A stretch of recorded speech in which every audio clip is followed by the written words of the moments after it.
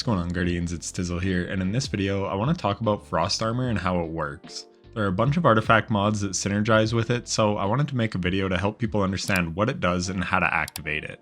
But first, I will do a shameless plug for my subclass school series. These videos were made before the final shape, so some stuff has changed with stasis, but much of it is still accurate and can help you better understand stasis as you get ready to dive into build crafting in episode Revenant. So check those videos out after this one. As I said, they were made back in the spring before Frost Armor was a thing, so now I want to do a deep dive on Frost Armor. So the first question we have to ask is, what the hell is Frost Armor? Well, in-game it is defined as such. You are fortified by layers of durable stasis matter, reducing incoming damage. Frost Armor damage resistance grows as you gain additional stacks. So there you have it. Strand has Woven Mail, Void has Overshield, and now Stasis has Frost Armor. So how much DR does it give? Well, the always reliable Destiny Data Compendium has some solid data for us. Every stack we get grants 4.5% damage resistance, which can go up to 5 stacks for a total of 22.5% DR. And this lasts for 9 seconds, and then when the timer runs out, all your stacks go away at once. But there is also a fragment which can make you get more stacks of Frost Armor, and that is Whisper of Ryme. This will give you up to 8 stacks of Frost Armor, and it lasts for 13 seconds. At 8 stacks, you have a total of 36% DR.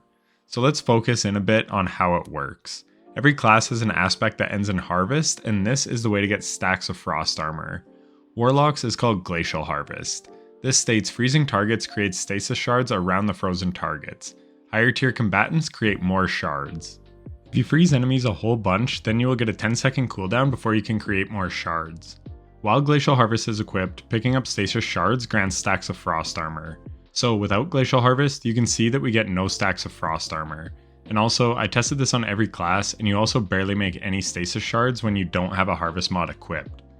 On Warlock, you can also get Frost Armor by using the Ballador's Wrathweaver's gloves, but you have to use the aspect Frost Pulse. Your Super Pulse will grant Frost Armor to your allies, and you will also get Frost Armor when your super ends.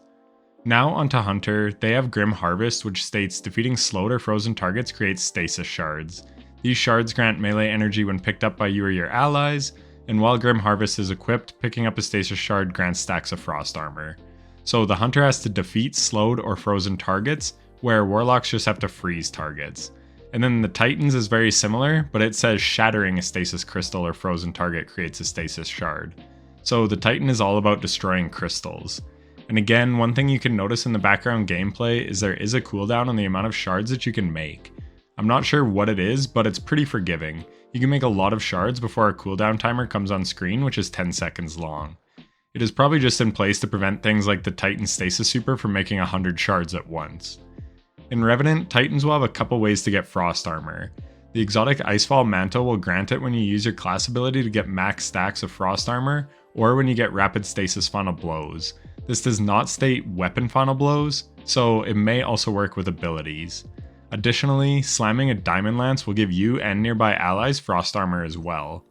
For Hunter, they have Renewal Grasps, where you can stand in the Duskfield Grenade to get stacks. And as mentioned, Warlocks have Ballador's Wrathweavers.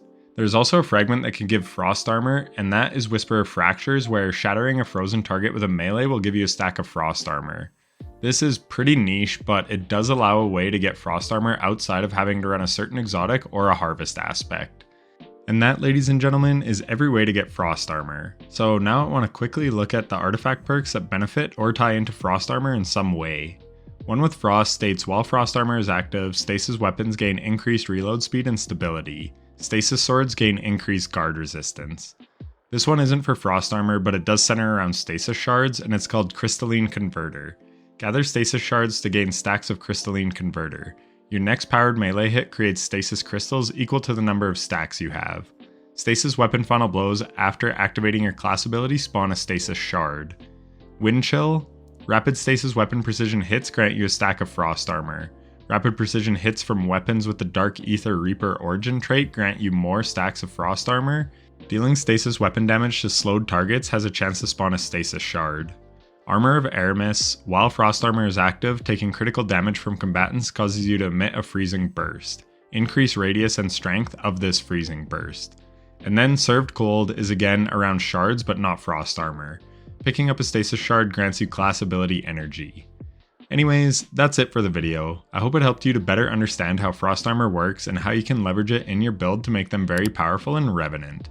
If this video was helpful, a like and subscription would be greatly appreciated.